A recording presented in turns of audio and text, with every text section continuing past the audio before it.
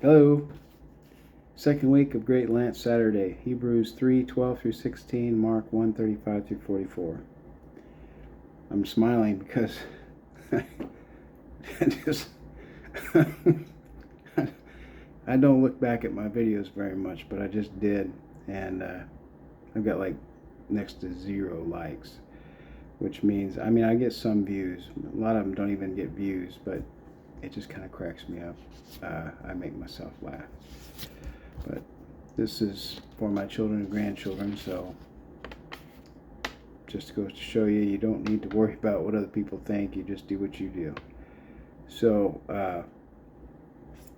I like to read the Bible and lives of the saints and do garden work, and I don't really care too much what the world's doing, because the world's not a very pleasant place in a lot of places right now. A lot of toxic stuff on the internet, so I'm trying to avoid all that. All right. So Hebrews 3:12, beware, brethren, lest there be in any of you an evil heart of unbelief in departing from the living God. But exhort one another daily, while it is called today, lest any of you be hardened through the deceitfulness of sin. For we have become partakers of Christ, if we hold the beginning of our confidence steadfast to the end. Well, it is said, today, if you will hear his voice, do not harden your hearts as in the rebellion. For who, having heard, rebelled? Indeed, was it not all who came out of Egypt led by Moses? Exhort one another daily. Observe the gentleness and mildness. He did not say rebuke, but exhort. In this way we are required to bear ourselves towards those who are straitened by affliction. This he says also in the writing of the Thessalonians, 1 Thessalonians 5. Comfort the feeble-minded, support the weak, be patient toward all men. That is, do not cease to hope, do not despair. For he who does not encourage one who is straitened by affliction makes him more hardened. Then he suggests hope to them, saying, we are the partakers of Christ, all but saying, he who loved us, he who counted us worthy of such great things as to make us his body, will not suffer us to perish. We and Christ are one. Let us not then distrust him. If we endure, we shall also reign with him. 2 Timothy 2:12. St. John Chrysostom, Homily 6 on Hebrews 3, 8, 9, Book 58, 396, page 396. That's fitting. That's perfect. This is exactly why I like reading the Bible and the lives of the saints. My efforts to help the world make it a better place are seemingly falling on deaf ears for the most part. Not just on the internet, but with my family as well. But here he says, hang in there, hang tough, keep doing what you're doing, keep doing what you know you're supposed to be doing, and don't give up hope. God will help us. So if you believe, that's what you got to do. You got to do it. And look, I am much more at peace doing this than I am when I'm listening to what's going on in the news or getting in the middle of family squabbles.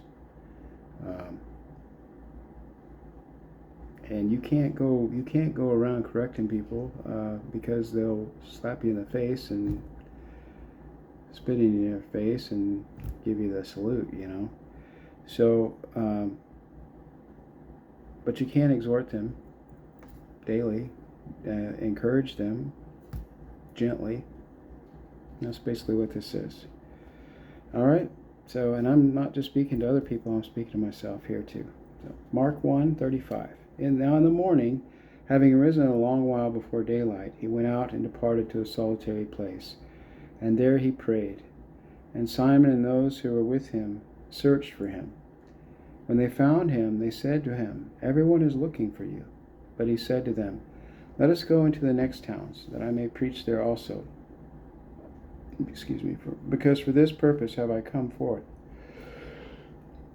And he was preaching in their synagogues throughout all of Galilee, and casting out demons. Then a leper came to him, imploring him, kneeling down to him, and saying to him, If you are willing, you can make me clean." And Jesus, moved with compassion, put out his hand and touched him, and said to him, "I am willing, be cleansed." As soon as he had spoken, immediately the leprosy left him, and he was cleansed. And he strictly warned him and sent him away at once. And he said to him, "See that you say nothing to anyone, but go your way. Show yourself to the priest and offer for your cleansing those things which Moses commanded as a testimony to them." He went out and departed into a solitary place, and there he prayed. We enter into our chamber and shut the door and pray to our Father, removing our hearts inwardly from the den of all thoughts and anxieties. We pray to the searcher not of words, but of hearts. In secret, from the heart and fervent mind, pray in complete silence, so the purport of our petition may be concealed from our enemies. St. John Cassian, First Conference of Abbot Isaac, Chapter 35, Book 60, page 400. This brings up an interesting point. I had for the longest time, I did not understand that the demons play on people's thoughts. They pretend, "Hey, no, hey, no, Bessie, no, hey, Bessie, come on, knock it off." Yeah, all right. So anyway, the demons play on our thoughts, and they watch us and they listen to what we say and watch what we do, and they play on that. They use that to know what they're doing is working or not working, and how to attack us, right? So, but they can't read our thoughts. They can put thoughts into our head like a whisper in our ear, and pretend to be our thoughts. And they can stimulate feelings in you, but they can't control you, and you don't have to accept those thoughts that come into your head that seem like they're yours, that are really negative and toxic. You can reject them. You can catch them and they come in, and acknowledge them and dismiss them, and redirect your thoughts to God and doing the right thing.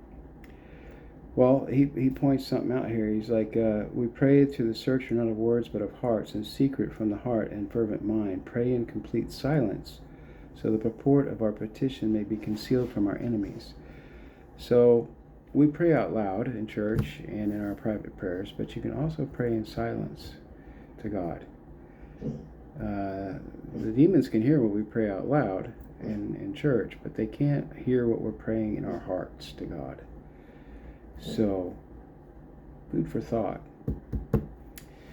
There was once a person who was acting like a fool, and people thought that this person was not a Christian. And because of their behavior, they dressed goofy, they dressed like a punk rocker or something, I can't remember what it was, but they dressed, like a hoodlum basically, and they were wearing earbuds, and they were banging their head or whatever, rocking it out. Until one day, somebody was getting on to them and yanked their headphones off of them, asking them what they were listening to, and it was the Psalms. They were listening to the Psalms. Other people thought they were doing something they shouldn't have been doing in school or wherever it was, I can't remember. But the point of the story is that you just don't judge people by what they look like, what they appear. Don't judge me by why I appear, too. I'm good and bad. People put on fronts, and I've learned that the hard way. All right, so let's move on. Keep your mind free from colors, images, and forms. Beware of the imagination, fantasia, in prayer. St. Gregory of Sinai, Introduction to Hesychus, number 10, 7, pages 150, 1340D, book number 23, page 90. Yeah, the saints say that over and over and over again. When you're saying prayers, don't have images in your mind, and don't be very wary of that sort of thing, because the demons will do that. That's what I was just telling you. And they'll they'll either puff you up, or they'll try to freak you out, or they'll try to make you depressed. anything they can do to get you off balance, off the straight and narrow path. Hey, knock it off. Dogs don't listen very good. All right, it is impossible for the soul to attain anything spiritual and pleasing to God, or to be free of inner sin, without guarding the mind and purity of heart. In other words, without sobriety. If with God's help we gain something daily through our sobriety, we should take care not to enter into communication with other people without discrimination, lest we suffer loss through our converse with them and are led into temptation. St. Hezekiah, the priest of Jerusalem, text on sobriety and prayer, number 109, 125, book number 23, pages 300 305. That's a very important thing, and I'm glad that came up because I have thought about that repeatedly. I was laughing about, as a kid's playing outside, I was laughing about my videos, about the videos not being watched and how silly it is that I do them. But that's a valid thing, you know. Sometimes it's just me talking to this camera and putting these things on YouTube seems kind of ridiculous to me, and it can cause temptation sometimes. Sometimes I'm making it for my children and grandchildren. Sometimes I'm thinking, well, they're not ever going to watch this, and other people aren't really paying attention to me either. So it seems kind of a waste of time, and it may be. You know, I've done this on other platforms, and I kept having them deleted. I think I got hacked or something because my stuff kept getting deleted over and over again. So yeah, and I have my own struggles. I really don't need to be, I'm not trying to teach people or preach because I got my own problems to deal with, clean up my own backyard. So yeah, I don't know how long I'm going to do this, but I just want to put enough stuff on here that if my children and grandchildren later on come and try to see what I've been up to all these years when they were young or before they were born, in some cases. I've only got a couple of grandchildren, but I've got a whole bunch of kids. They'll have something to go with, because today I burned a bunch of my journals, and I've gotten rid of a bunch of them in the past, so yeah, I don't know what's going to be left. We'll see. Jesus healing the leper. And not at random, but with much earnestness, and at his knees, the leper beseeches him, and with a genuine faith and right opinion about him. For neither did he say, if you request it of God, nor if you pray, but Lord, cleanse me, but leaves all to him and makes his recovery depend on him, and testifies that all authority is his. Neither did he say, be you cleansed, but I will be you clean, that the doctrine might no longer be a thing of the other's surmising, but of his own approval. St. John Chrysostom, Homily 25 on Matthew 7:2, book number 58, page 172. That's significant because some of the heresies assert that Jesus was not God as the Son of God. And so that's one of several heresies out there, even from back in the old days.